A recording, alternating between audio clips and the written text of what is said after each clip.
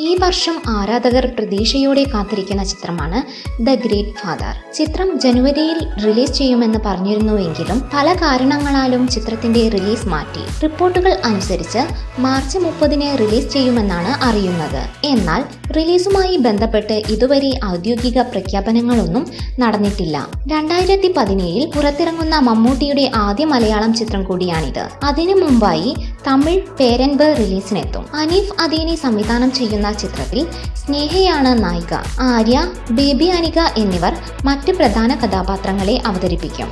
കൂടുതൽ സിനിമാ വാർത്തകൾക്കും വിശേഷങ്ങൾക്കും ഇപ്പോൾ തന്നെ സബ്സ്ക്രൈബ് ചെയ്യൂ മലയാളം ക്രിയേഷൻസ്.